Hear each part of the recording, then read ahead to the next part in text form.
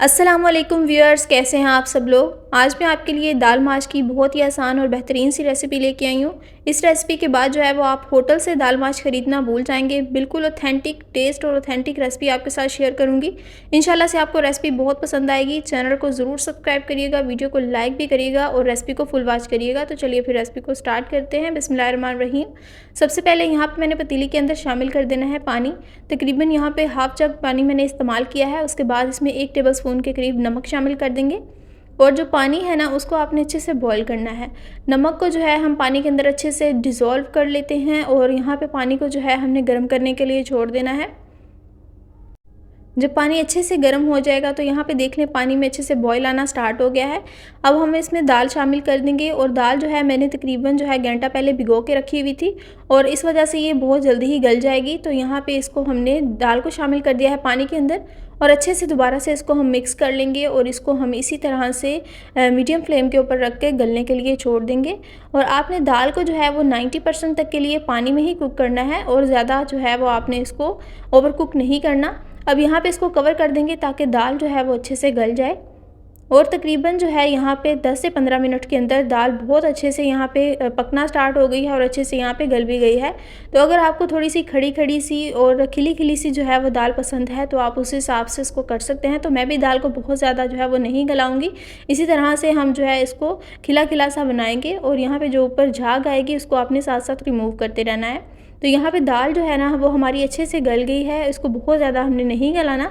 अब जी हम बाकी का काम कर लेते हैं। तो उसके लिए यहाँ पे कढ़ाई ले ली है मैंने, उसके अंदर मैं शामिल कर दूँगी तकरीबन 5 टेबल स्पून के करीब ऑयल और साथ में थोड़े से हम खड़े मसाले शामिल करेंगे जिसमें मेरे पास है ज़ीरा और काली मिर्च है और 2 से 3 लौंग है और इनको डाल के हम अच्छे से जो है इसमें थोड़ा सा फ्राई करेंगे ताकि इनका जो टेस्ट है ना वो अच्छे से निकल आए ऑयल के अंदर और अच्छे से आपने इसको भून लेना है।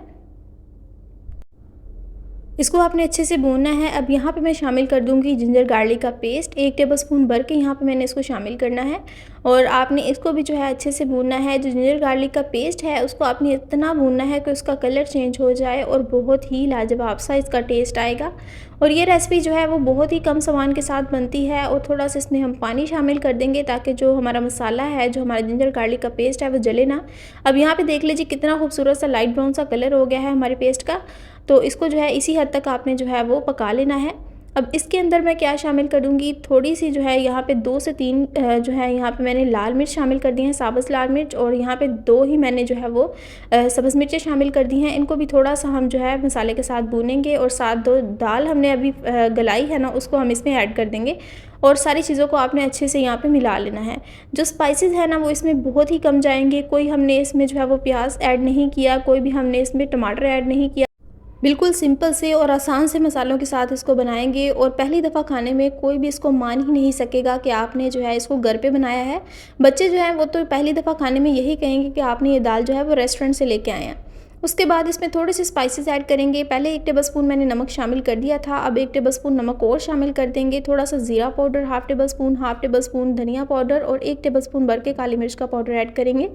जो काली मिर्च है वो आपने इस तरह से शामिल करनी है कि वो बहुत ज़्यादा पीसी हुई ना हो। अगर पीसी हुई हुई तो हमारी जो दाल है उसका कलर चेंज हो जाएगा। और उसके बाद जो है हमने यहाँ पे आधा कप दही शामिल करके अच्छे से इसकी भुनाई करनी है। सारा पानी आपने अच्छे से ड्राई करना है और देखिए कितनी खूबसूरत सी खिली खिली सी हमारी दाल जो है वो तैयार हो रही है।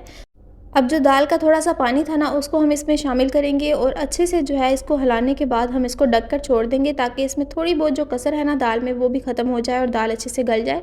अब यहाँ पे बेहतरीन सा एक तड़का तैयार कर लेते हैं। तो उसके लिए पैन के अंदर मैंने हाफ़ कप जो है वो ऑयल का ऐड कर दिया है।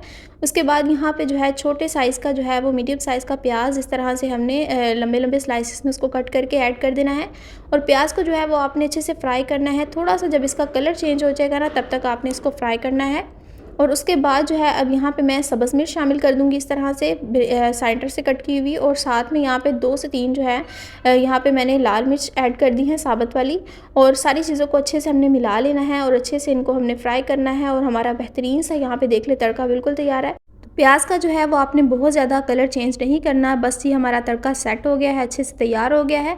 अब इसको जो है हम दाल के ऊपर डाल देते हैं और माशाल्लाह से आप इसकी लुक देखें, ये आपको देखने में बिल्कुल ही रेस्टोरेंट स्टाइल लग रही होगी और यकीन माने इसका जायका और इसका फ्लेवर, इसकी खुशबू इतनी शानदार थी कि पूरे किचन में फैली हुई थी और इसका बहुत ही लाजवाब किस्म का टेस्ट था।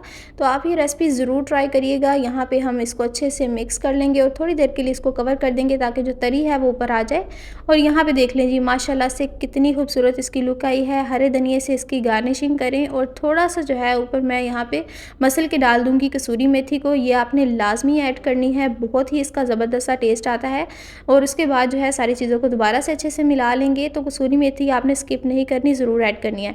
और यहाँ पे देख लीजिए कितनी ज़बरदस्ती हमारी दाल माश बिल्कुल तैयार है। बिल्कुल भी आपको नहीं लगेगा कि ये आपने जो है वो घर पे बनाई है।